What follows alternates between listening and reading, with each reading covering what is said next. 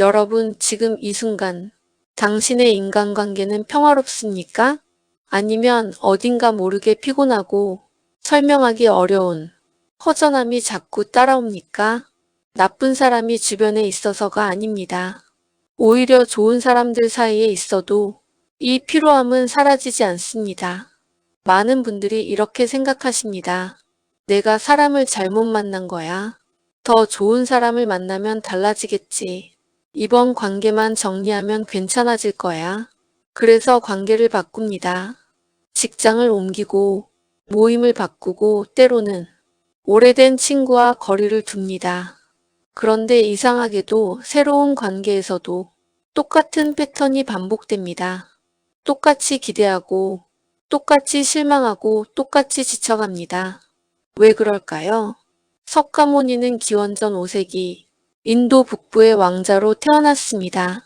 그는 모든 것을 가졌습니다. 부와 권력, 사랑하는 가족, 충성스러운 신하들. 그런데 그는 29살에 모든 것을 버리고 떠났습니다. 왜였을까요?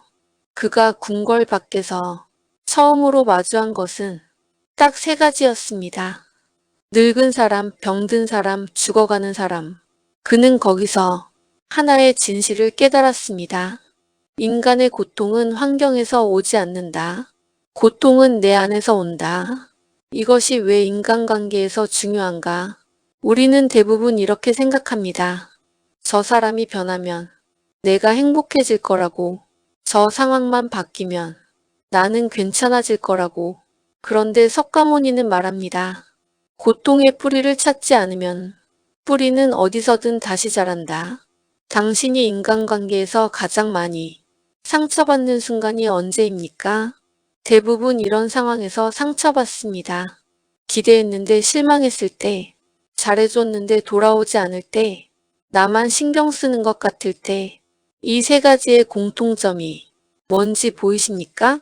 전부 다 내가 기대한 것이 충족되지 않았을 때입니다.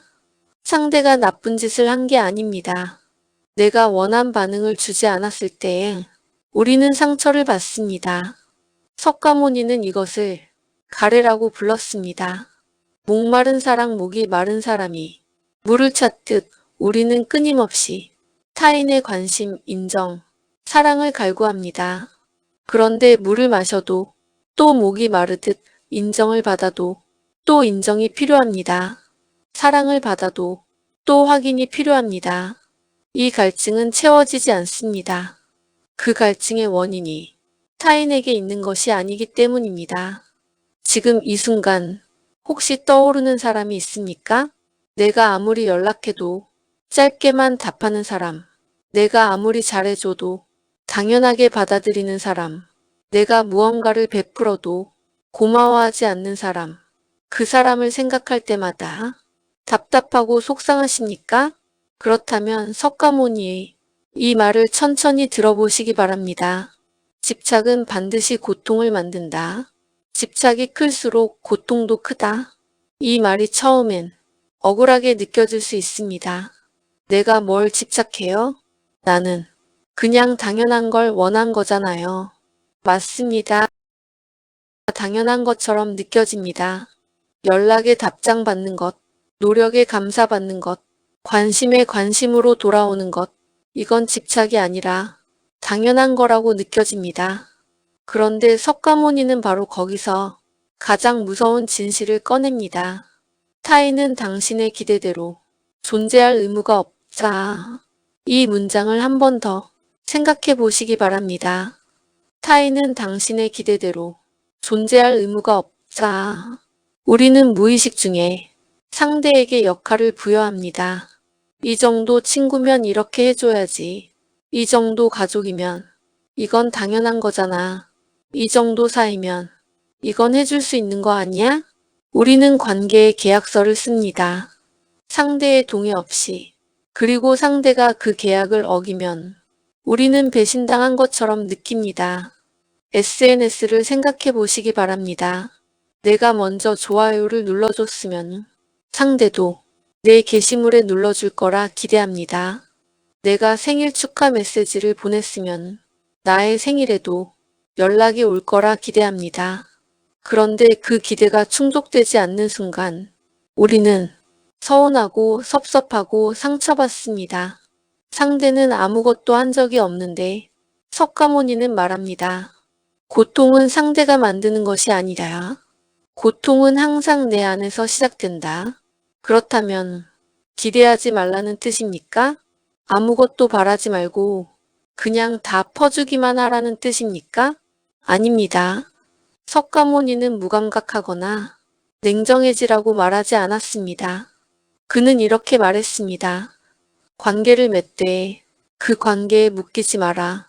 사랑하되 집착하지 않는 것, 기대하되 결과에 매달리지 않는 것, 마음을 주되 마음을 돌려받는 것에 자신의 행복을 걸지 않는 것, 이것이 바로 석가모니가 말하는 자유로운 관계의 시작입니다. 오늘 우리는 인간관계에서 상처받는 가장 근본적인 이유를 살펴봤습니다. 그것은 상대가 나쁜 사람이라서가 아닙니다. 내가 혼자 만들어 놓은 기대 때문입니다. 그 기대가 충족되지 않을 때 우리는 배신당한 것처럼 느낍니다. 그러나 사실 아무도 우리를 배신하지 않았습니다. 우리가 스스로 쓴 계약서를 혼자 찢었을 뿐입니다. 그렇다면 그 기대는 도대체 어디서 오는 걸까요? 그리고 어떻게 하면 이 고통의 사이클에서 벗어날 수 있을까요? 두 번째 이야기에서 계속하겠습니다.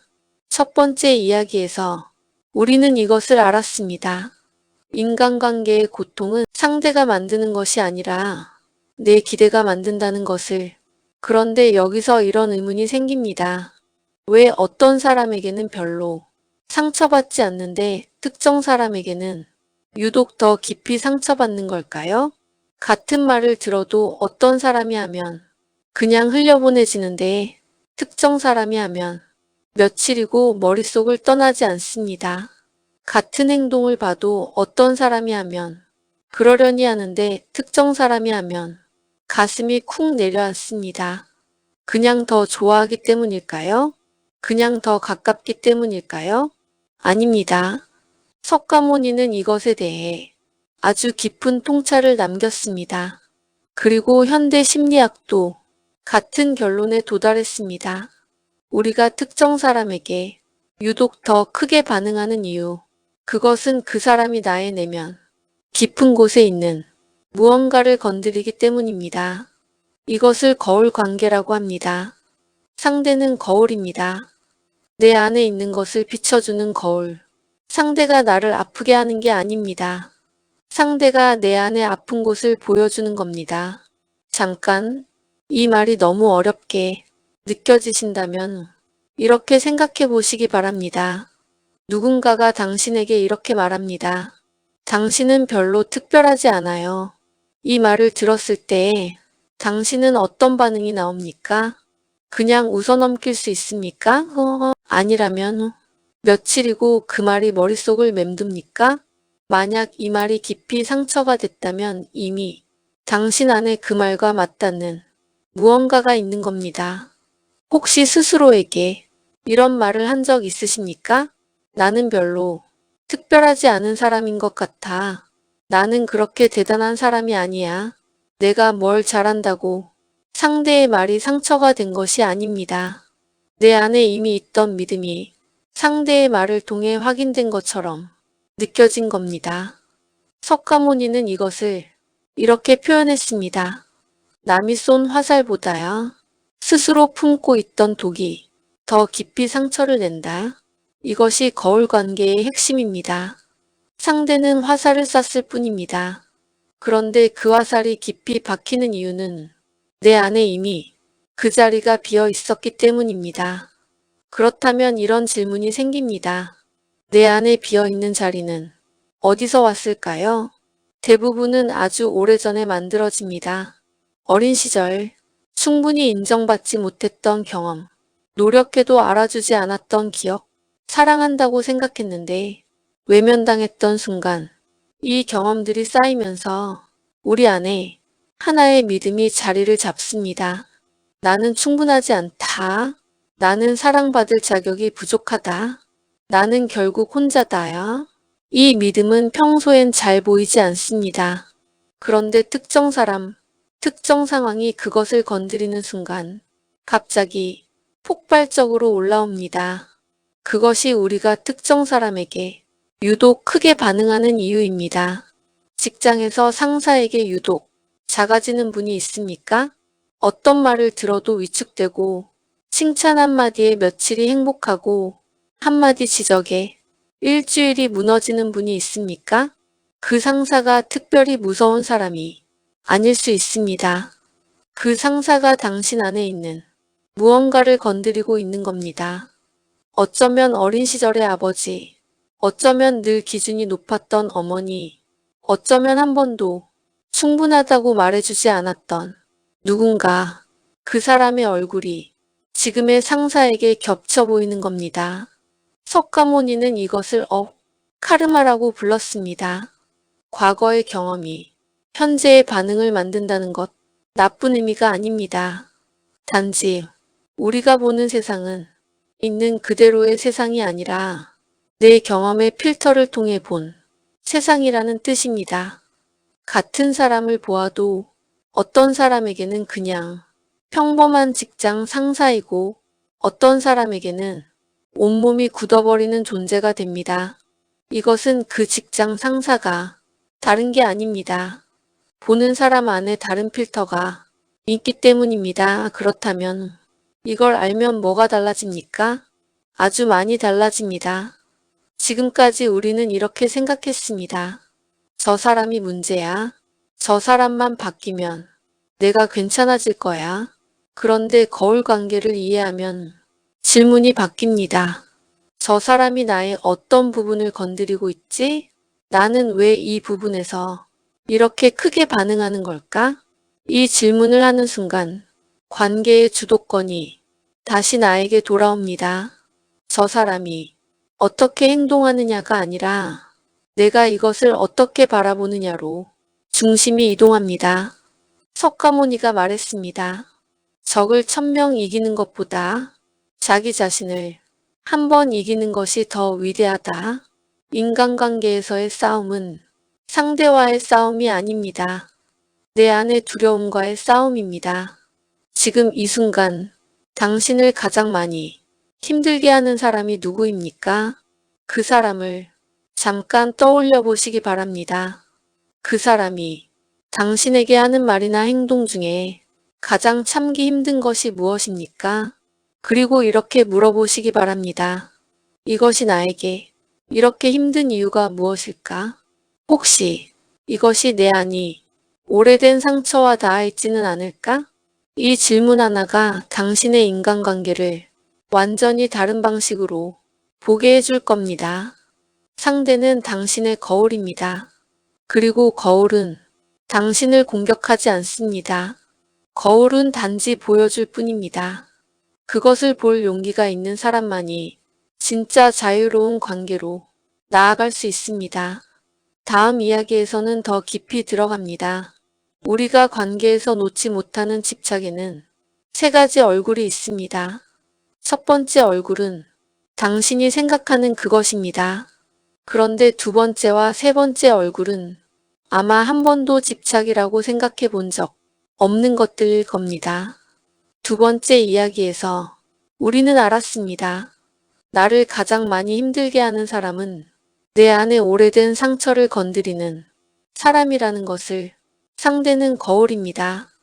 공격하는 게 아니라 보여주는 겁니다. 그런데 오늘 세 번째 이야기에서는 더 불편한 진실을 하나 꺼내야 합니다. 우리가 관계에서 놓지 못하는 것, 그것의 이름은 집착입니다. 그런데 많은 분들이 이렇게 생각하십니다. 나는 집착하는 사람이 아니에요. 나는 그냥 소중하게 생각하는 거예요. 나는 그냥 당연한 걸 원하는 거예요. 맞습니다. 그렇게 느껴집니다. 그런데 석가모니는 집착에는 세 가지 얼굴이 있다고 했습니다. 첫 번째 얼굴은 누구나 압니다. 두 번째 얼굴은 가끔 눈치챕니다. 세 번째 얼굴은 대부분 평생 집착인 줄 모릅니다. 지금부터 하나씩 보겠습니다. 집착의 첫 번째 얼굴 붙잡음입니다. 이것은 우리가 흔히 아는 집착입니다. 떠나려는 사람을 붙잡는 것, 연락이 없으면 먼저 연락하고 또 연락이 없으면 또 먼저 연락하는 것, 상대의 SNS를 수시로 확인하는 것, 이것은 누구나 집착이라고 합니다. 그리고 대부분 스스로도 알고 있습니다. 그런데 알면서도 멈추지 못합니다. 왜일까요? 석가모니는 말했습니다. 붙잡음은 두려움의 또 다른 이름이다. 우리가 놓지 못하는 이유는 그 사람이 없으면 안 된다고 믿기 때문이 아닙니다. 그 사람이 없어졌을 때 마주해야 할 나 자신이 두렵기 때문입니다. 혼자 남겨진 나, 선택받지 못한 나, 충분하지 않은 나, 그것이 두렵기 때문에 붙잡는 겁니다. 상대를 사랑해서 붙잡는 게 아니라 혼자인 나 자신이 무서워서 붙잡는 겁니다. 이 차이를 아는 것이 첫 번째 집착에서 벗어나는 시작입니다. 집착의 두 번째 얼굴, 밀어냄입니다. 여기서 잠깐 멈추게 됩니다. 밀어내는 게 집착이라고요? 맞습니다. 먼저 거리를 두는 것, 관계가 깊어질 것 같으면 갑자기 차가워지는 것, 좋아하는 사람일수록 오히려 연락을 끊는 것, 이것도 집착입니다. 단지 방향이 반대일 뿐입니다. 붙잡는 집착은 잃는 것이 두려운 집착이고 밀어내는 집착은 상처받는 것이 두려운 집착입니다. 둘 다 뿌리는 같습니다. 두려움입니다. 혹시 이런 경험 있으십니까? 좋아하는 사람이 생겼는데 오히려 그 사람에게 더 냉정하게 대하게 됩니다. 마음에 드는 사람일수록 먼저 연락하기가 더 어렵습니다. 관계가 깊어질 것 같으면 이유 없이 피하고 싶어집니다. 이것이 바로 두 번째 집착, 밀어냄입니다. 상처받기 전에 내가 먼저 떠나는 것, 실망하기 전에 내가 먼저 기대를 끊는 것, 버려지기 전에 내가 먼저 버리는 것, 석가모니는 말했습니다. 도망치는 것도 집착이다. 두려움이 있는 한 어디로 도망쳐도 그 두려움은 따라온다. 밀어내는 사람들은 스스로를 이렇게 생각합니다. 나는 혼자가 편해. 나는 관계에 별로 미련이 없어. 나는 집착 같은 거 안 해. 그런데 그 말 뒤에는 이것이 숨어 있습니다. 어차피 상처받을 거야. 어차피 실망할 거야.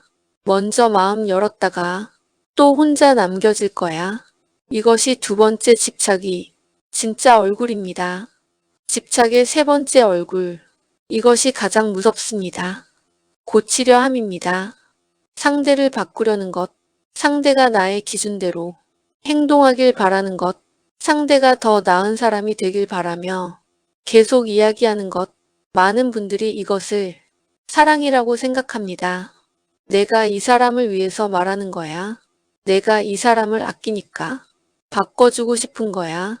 이게 진심이잖아. 이게 관심이잖아. 그런데 석가모니는 이것을 집착 중에서도 가장 교묘한 집착이라고 했습니다. 왜냐하면 이 집착은 사랑의 얼굴을 하고 있기 때문입니다. 상대를 바꾸려 할 때 우리는 사실 무엇을 원하는 걸까요? 상대가 바뀌면 내가 덜 불편해집니다. 내가 덜 상처받습니다. 내가 더 안심이 됩니다. 결국 상대를 위한 게 아닙니다. 나의 불편함을 없애기 위한 겁니다. 이것이 세 번째 집착이 진짜 정체입니다. 직장에서 이런 경우 있지 않습니까? 저 사람이 저 말버릇만 고치면, 저 사람이 저 태도만 바뀌면, 저 사람이 저 습관만 없애면, 그러면 나는 괜찮을 것 같습니다. 그러면 우리 관계가 좋아질 것 같습니다. 그런데 생각해 보시기 바랍니다. 그 사람이 실제로 바뀐 적이 있습니까? 바뀌지 않습니다. 왜냐하면 사람은 스스로 원할 때만 바뀌기 때문입니다. 그리고 석가모니는 말했습니다. 타인을 통제하려는 시도는 언제나 고통으로 끝난다. 상대는 바뀌지 않고 나만 지쳐갑니다. 자, 이제 세 가지 얼굴을 다시 정리해 보겠습니다. 첫 번째, 붙잡음. 잃는 것이 두려운 집착. 두 번째, 밀어냄. 상처받는 것이 두려운 집착. 세 번째, 고치려 함. 불편함을 없애려는 집착. 이 세 가지의 공통점이 무엇인지 보이십니까? 전부 다 두려움에서 시작됩니다. 석가모니는 말했습니다. 집착의 뿌리는 언제나 두려움이다. 그리고 두려움의 뿌리는 언제나 무지, 모름. 무엇을 모르는 걸까요? 나 자신을 모르는 겁니다. 내가 진짜 무엇을 두려워하는지, 내가 진짜 무엇을 원하는지, 내가 진짜 어디서 이 고통이 오는지, 이것을 모르기 때문에 우리는 계속 같은 패턴을 반복합니다. 새로운 관계에서도, 새로운 직장에서도, 새로운 사람 앞에서도 같은 방식으로 반응합니다. 석가모니는 이것을 깨뜨리는 방법을 알았습니다. 그것은 도망치는 것이 아닙니다. 그것은 무감각해지는 것이 아닙니다. 그것은 바라보는 것입니다. 내 안의 두려움을 피하지 않고 그냥 거기 있는 것을 인정하는 것. 아, 나는 지금 잃는 것이 두렵구나. 아, 나는 지금 상처받는 것이 두렵구나. 아, 나는 지금 이 불편함을 없애고 싶구나. 이렇게 이름을 붙이는 순간 집착은 힘을 잃기 시작합니다. 이름을 모르는 괴물은 무섭습니다. 하지만 이름을 아는 순간 괴물은 작아집니다. 당신 안의 집착에 이름을 붙여보시기 바랍니다. 나는 지금 어떤 얼굴에 집착을 하고 있습니까? 붙잡고 있습니까? 밀어내고 있습니까? 고치려 하고 있습니까? 이 질문 하나가 당신을 그 집착에서 한 발자국 멀어지게 해줍니다. 석가모니는 말했습니다. 자신을 아는 것이 모든 지혜의 시작이다. 네 번째 이야기에서는 많은 분들이 헷갈려하는 두 가지를 다룹니다. 거리두기와 무관심. 이 둘은 겉으로 보면 비슷해 보입니다. 그런데 내면은 완전히 다릅니다. 하나는 자유로 가는 길이고 하나는 또 다른 고통으로 가는 길입니다. 어떤 것이 어느 쪽인지 네 번째 이야기에서 계속하겠습니다. 세 번째 이야기에서 우리는 집착의 세 가지 얼굴을 알았습니다. 붙잡음, 밀어냄, 고치려 함. 그리고 그 뿌리는 전부 두려움이라는 것도 알았습니다. 그렇다면 이제 자연스럽게 이런 생각이 듭니다. 그럼 어떻게 해야 하는 겁니까? 집착하지 않으려면 그냥 신경을 끄면 되는 겁니까? 그냥 아무 감정도 안 가지면 되는 겁니까? 많은 분들이 여기서 착각을 합니다. 집착에서 벗어나려다가 무관심이라는 또 다른 감옥에 들어갑니다. 석가모니가 말한 자유는 무감각이 아닙니다. 네 번째 이야기에서는 이 두 가지를 정확하게 구분하겠습니다. 거리두기와 무관심. 겉으로 보면 비슷해 보입니다. 그런데 내면은 완전히 다릅니다. 먼저 무관심이 무엇인지 보겠습니다. 무관심은 이런 상태입니다. 저 사람이 어떻게 되든 상관없어. 나는 이제 아무 감정도 없어. 그 사람 생각 자체를 안 해. 들으면 시원해 보입니다. 자유로워 보입니다. 그런데 실제로 무관심한 사람들의 내면을 들여다보면 전혀 다른 것이 있습니다. 무관심은 감정이 없는 상태가 아닙니다. 무관심은 감정을 눌러놓은 상태입니다. 아직 화가 나 있습니다. 아직 서운합니다. 아직 기대가 남아 있습니다. 그런데 그것을 느끼기 싫어서 그냥 덮어버린 겁니다. 혹시 이런 경험 있으십니까? 이제 그 사람 신경 안 쓴다고 생각했는데 그 사람 이름이 나오는 순간 심장이 쿵 내려앉습니다. 이제 아무 감정 없다고 생각했는데 그 사람 SNS를 보는 순간 손이 멈춥니다. 이제 다 잊었다고 생각했는데 비슷한 상황이 오면 똑같이 반응합니다.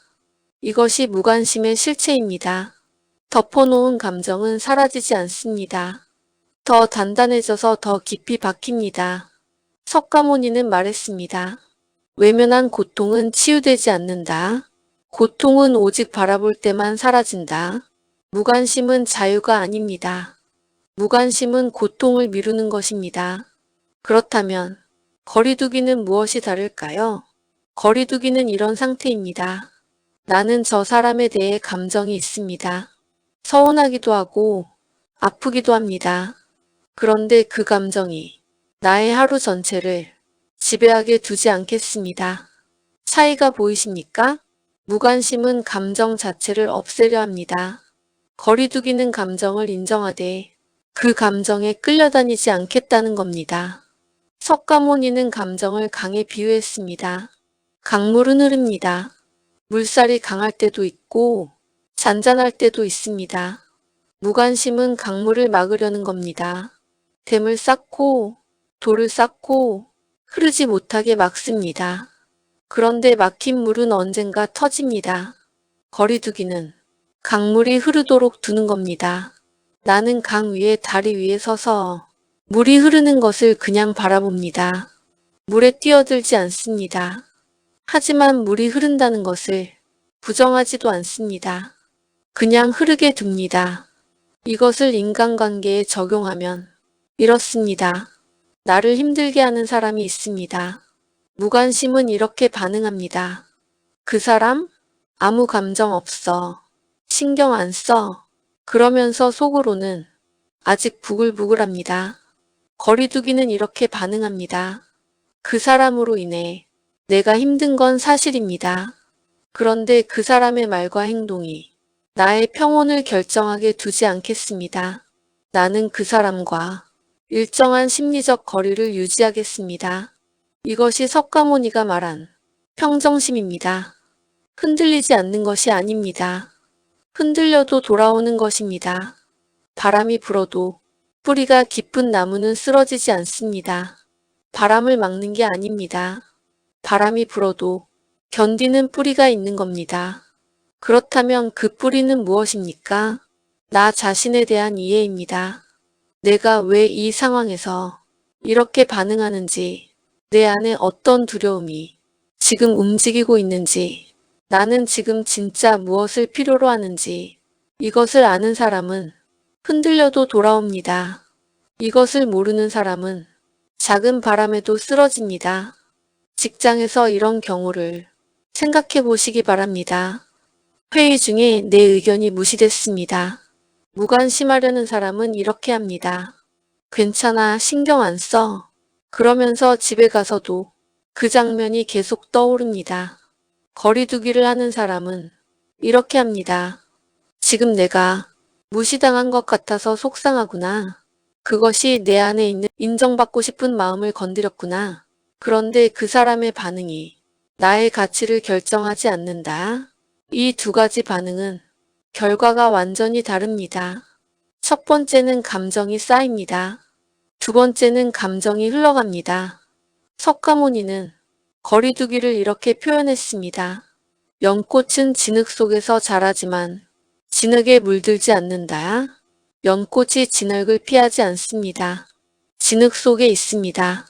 그런데 진흙이 연꽃의 빛깔을 바꾸지 못합니다. 우리도 마찬가지입니다. 힘든 관계를 피해 도망갈 수 없습니다. 직장에도 가야 하고, 가족도 만나야 하고, 사람들과 함께 살아야 합니다. 그런데 그 관계들이 내 안의 평온함까지 가져갈 필요는 없습니다. 진흙 속에 있되 물들지 않는 것, 그것이 거리두기입니다. 지금 이 순간 당신의 인간관계를 돌아보시기 바랍니다. 당신은 무관심을 선택하고 있습니까? 그렇지 않으면 거리두기를 하고 있습니까? 이렇게 물어보시면 됩니다. 지금 나는 그 사람 생각을 안 하려고 애쓰고 있습니까? 아니면 그 사람에 대한 감정을 인정하면서도 그 감정에 흔들리지 않으려 하고 있습니까? 전자라면 무관심입니다. 후자라면 거리두기입니다. 석가모니가 말했습니다. 평온함은 아무것도 느끼지 않는 것이 아니다. 모든 것을 느끼면서도 흔들리지 않는 것이다. 이 한 문장이 네 번째 이야기의 전부입니다. 모든 것을 느끼면서도 흔들리지 않는 것, 이것이 연습이 될수록 인간관계는 조금씩 달라집니다. 상대가 달라지는 게 아닙니다. 내가 달라지는 겁니다. 그리고 내가 달라지면 신기하게도 관계가 달라집니다. 다섯 번째 이야기에서는 이 모든 이야기의 다음 단계로 넘어갑니다. 진짜 인연을 알아보는 법. 우리는 살면서 수많은 사람을 만납니다. 그런데 그 중에서 진심으로 곁에 두어야 할 사람은 어떻게 알 수 있을까요? 석가모니는 이것에 대해서도 아주 명확하게 말했습니다. 그리고 그 기준이 우리가 생각하는 것과 전혀 다릅니다. 우리는 알았습니다. 자유는 무감각이 아닙니다. 모든 것을 느끼면서도 흔들리지 않는 것입니다. 그리고 그것이 진짜 거리두기라는 것도 알았습니다. 이제 방향을 조금 바꾸겠습니다. 지금까지는 인간관계에서 어떻게 덜 상처받을지를 이야기했다면 지금부터는 어떤 사람을 곁에 두어야 하는지를 이야기하겠습니다. 우리는 살면서 수많은 사람을 만납니다. 직장 동료, 오랜 친구, 새로 알게 된 사람, 가족. 그런데 솔직히 말씀드리면 그 모든 사람을 같은 깊이로 품을 수는 없습니다. 그것은 욕심이고 그 욕심이 우리를 지치게 만듭니다. 석가모니는 말했습니다. 모든 사람을 사랑하려 하지 마라. 진짜 인연에 깊이 뿌리를 내려라. 그렇다면 진짜 인연은 어떻게 알아볼 수 있을까요? 석가모니의 기준은 우리가 생각하는 것과 전혀 다릅니다. 우리가 흔히 좋은 인연이라고 생각하는 기준은 이렇습니다. 나를 좋아해주는 사람, 나에게 잘해주는 사람, 나와 잘 맞는 사람, 함께 있으면 즐거운 사람. 이것이 나쁜 기준은 아닙니다. 그런데 이 기준만으로는 부족합니다. 왜냐하면 나를 좋아하는 척하는 사람도 있고 함께 있을 때만 잘해주는 사람도 있고 편할 때만 맞는 척하는 사람도 있기 때문입니다. 석가모니는 진짜 인연을 구별하는 기준을 네 가지로 말했습니다. 첫 번째 기준, 내가 잘 될 때와 힘들 때에 그 사람의 태도가 같습니까? 이것이 가장 기본입니다. 내가 성공했을 때, 승진했을 때, 좋은 일이 생겼을 때, 그리고 내가 실패했을 때, 아팠을 때, 힘들었을 때, 그 사람의 태도가 일관됩니까? 좋을 때는 먼저 연락하고, 힘들 때는 조용히 사라지는 사람이 있습니다. 반대로 내가 잘 나갈 때는 크게 반응하지 않다가 내가 힘들 때 조용히 곁에 있어주는 사람이 있습니다. 석가모니는 말했습니다. 날씨가 좋을 때만 함께하는 사람은 동행이 아니라 구경꾼이다. 폭풍 속에서 누가 옆에 있었는지 기억하십시오. 그것이 진짜 인연입니다. 두 번째 기준. 그 사람 곁에 있을 때 나는 더 나은 사람이 됩니까? 이것이 아주 중요합니다. 어떤 사람 곁에 있으면 자꾸 비교하게 됩니다. 자꾸 위축됩니다. 자꾸 내 이야기를 숨기게 됩니다. 어떤 사람 곁에 있으면 나도 모르게 더 솔직해집니다. 더 용기가 납니다. 더 나답게 됩니다. 이 차이가 느껴지십니까? 석가모니는 이것을 이렇게 표현했습니다. 좋은 인연은 당신을 꽃피게 한다. 나쁜 인연은 당신을 천천히 시들게 한다. 그런데 시드는 것은 천천히 일어나기 때문에 우리는 그것을 잘 느끼지 못합니다. 오랜 시간 함께 해온 사람 중에 함께 있으면 왠지 모르게 기분이 가라앉는 사람이 있습니까? 특별히 나쁜 말을 하는 게 아닌데 그 사람과 시간을 보내고 나면 왠지 모르게 피곤한 사람이 있습니까? 그것이 신호입니다. 그 사람이 나쁜 사람이 아닐 수 있습니다. 단지 그 관계가 나를 성장시키지 않고 있다는 신호입니다. 세 번째 기준. 그 사람 앞에서 나는 가면을 쓰니까? 이것이 핵심입니다. 우리는 모든 관계에서 어느 정도 가면을 씁니다. 직장에서는 직장인의 가면을, 모임에서는 사교적인 가면을, SNS에서는 잘 살고 있는 가면을. 그런데 진짜 인연 앞에서는 그 가면이 자연스럽게 벗겨집니다. 힘들다고 말할 수 있습니다. 모르겠다고 말할 수 있습니다. 잘못했다고 말할 수 있습니다. 이런 사람이 곁에 있습니까? 억지로 괜찮은 척하지 않아도 되는 사람, 성공한 척하지 않아도 되는 사람, 강한 척하지 않아도 되는 사람. 석가모니는 말했습니다. 진실을 보여줄 수 없는 관계는 관계가 아니라 연기이다. 오랜 관계라도 가족이라도 그 앞에서 항상 가면을 써야 한다면 그 관계를 다시 한번 생각해 볼 필요가 있습니다. 네 번째 기준. 그 사람은 나에게 불편한 진실을 말해줍니까? 이것이 가장 오해받는 기준입니다. 우리는 보통 나를 칭찬해주는 사람이 좋은 사람이라고 생각합니다. 나를 인정해주는 사람, 내 편이 되어주는 사람. 물론 그것도 중요합니다. 그런데 진짜 인연은 거기서 한 가지를 더합니다. 내가 틀렸을 때 틀렸다고 말해줍니다. 내가 보지 못하는 것을 보여줍니다. 듣기 싫어도 필요한 말을 해줍니다. 이런 사람이 얼마나 됩니까? 주변을 돌아보면 대부분은 내가 듣고 싶은 말만 해줍니다. 왜냐하면 그게 편하고 그게 관계를 유지하기 쉽기 때문입니다. 그런데 내가 잘못된 방향으로 가고 있을 때 조용히 붙잡아 주는 사람. 그것이 진짜 인연입니다. 석가모니는 말했습니다. 달콤한 말만 해주는 친구는 독을 파는 상인과 같다. 쓴 말도 해줄 수 있는 친구는 약을 주는 의사와 같다. 자, 네 가지 기준을 다시 정리해 보겠습니다. 첫째, 내가 잘 될 때와 힘들 때 태도가 같은 사람. 둘째, 곁에 있으면 내가 더 나은 사람이 되는 사람. 셋째, 가면 없이 나 자신이 될 수 있는 사람. 넷째, 불편한 진실도 말해줄 수 있는 사람. 지금 당신 곁에 있는 사람들을 이 기준으로 바라보시기 바랍니다. 그리고 한 가지만 기억하십시오. 진짜 인연은 많지 않아도 됩니다. 석가모니는 말했습니다. 한 명의 진실한 것이 1000명이 알고 지내는 사람보다 낫다. 우리는 너무 많은 관계를 유지하려다 지칩니다. 모든 사람에게 좋은 사람이 되려다 지칩니다. 모든 관계를 잃지 않으려다 지칩니다. 그 에너지를 한 곳에 모으십시오. 당신 삶에 진짜로 있어야 할 사람에게 관계는 숫자가 아닙니다. 깊이입니다. 그리고 그 깊이는 내가 먼저 나 자신에게 솔직해질 때 시작됩니다. 어떤 관계가 나를 성장시키는지, 어떤 관계가 나를 소모시키는지, 이것을 아는 것, 그것이 진짜 인연을 알아보는 첫걸음입니다. 다음 이야기에서는 이 모든 이야기를 하나로 묶겠습니다.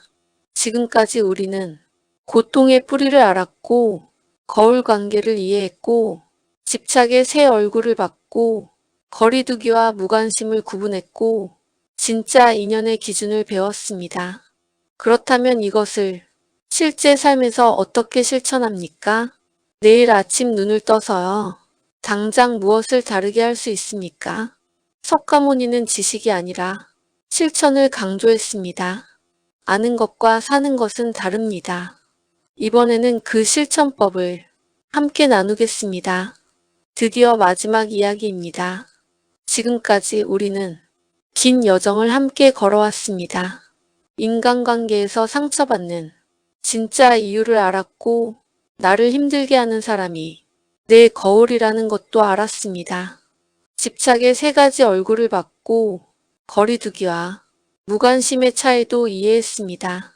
그리고 진짜 인연을 알아보는 기준도 배웠습니다. 그런데 이것을 그냥 알고만 있으면 아무 소용이 없습니다. 석가모니는 깨달음을 얻은 뒤 이렇게 말했습니다. 알문 시작일 뿐이다.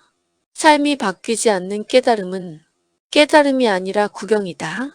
이번 이야기에서는 이 모든 것을 내일 아침부터 실제로 적용할 수 있는 5가지 실천으로 정리하겠습니다. 첫 번째 실천. 하루에 한 번 내 감정에 이름을 붙이십시오. 석가모니의 수행 중 가장 기본이 되는 것이 있습니다. 바로 알아차림입니다. 내가 지금 무엇을 느끼는지 그것을 그냥 흘려보내지 말고 한번 이름을 붙여보는 겁니다. 아, 나는 지금 서운하구나.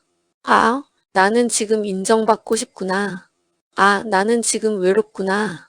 아, 나는 지금 두렵구나. 이것을 일기장에 쓰셔도 됩니다. 머릿속으로만 생각하셔도 됩니다. 단 30초면 됩니다. 왜 이것이 중요한가? 이름을 붙이는 순간 감정과 나 사이의 공간이 생깁니다.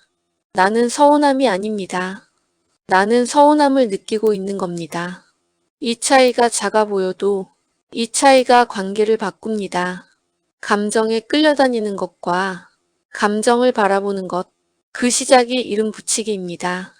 두 번째, 실천 기대하기 전에 먼저 말로 표현하십시오. 첫 번째 이야기에서 우리는 알았습니다. 우리가 상처받는 이유는 상대의 동의 없이 혼자 계약서를 썼기 때문이라고. 그렇다면 해결책은 간단합니다.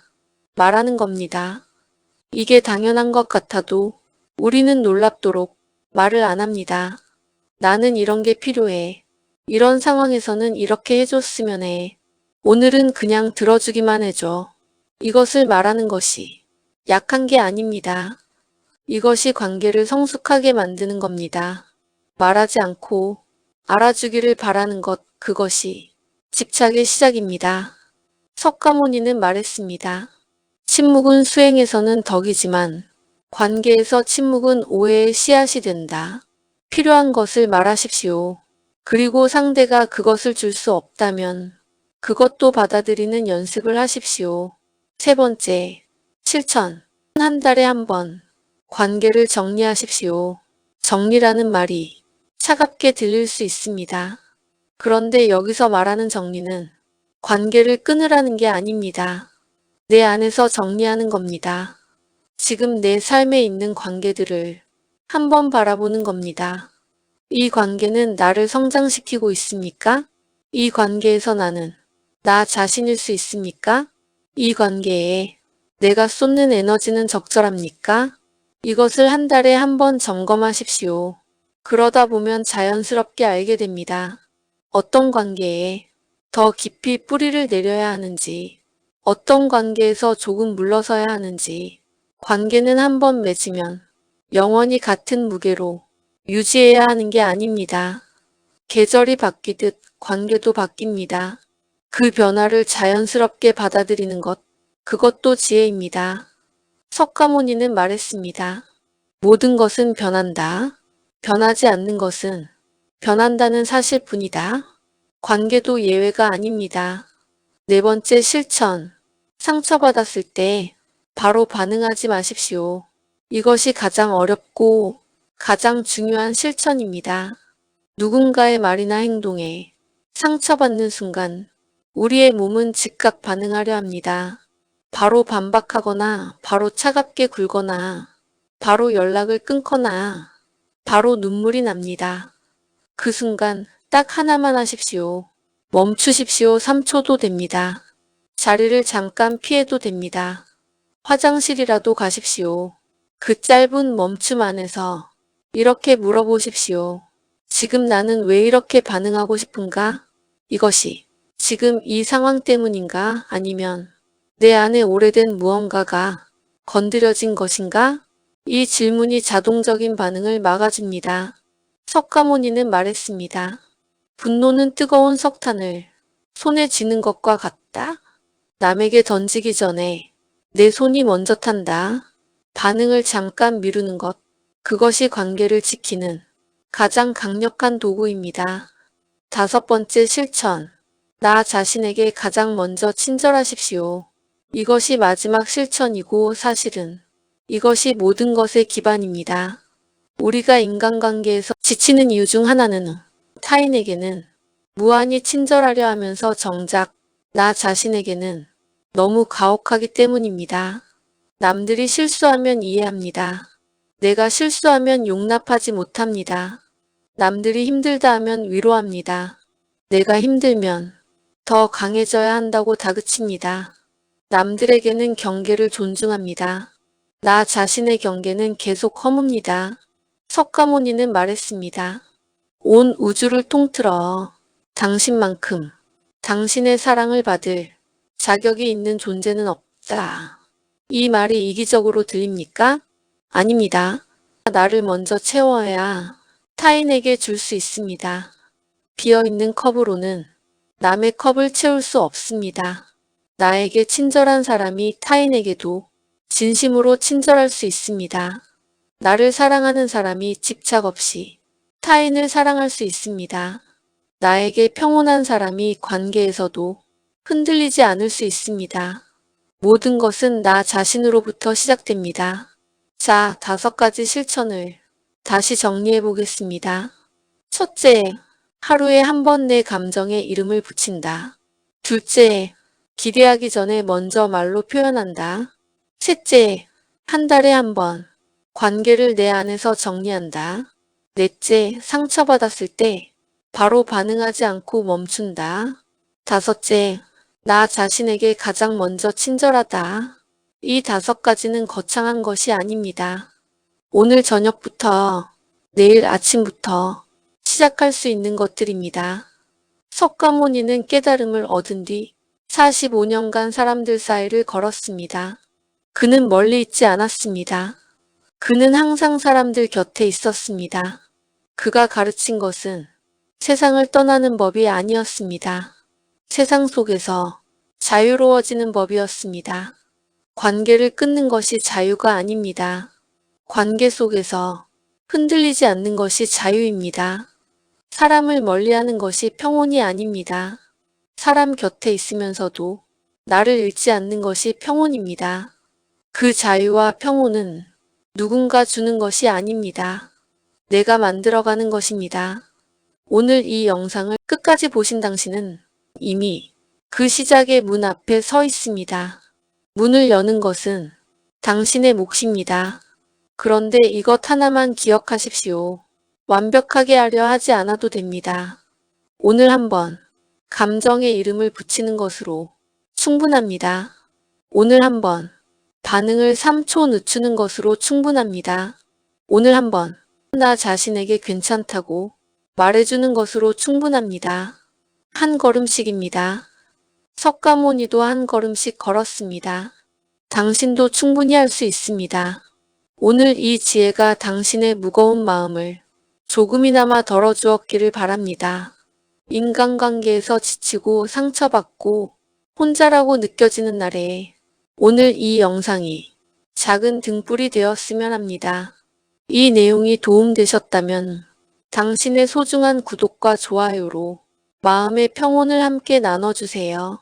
여러분의 응원은 더 깊은 통찰을 전하는 큰 힘이 됩니다. 오늘 하루도 정말 고생 많으셨습니다. 당신의 평온한 내일을 응원합니다.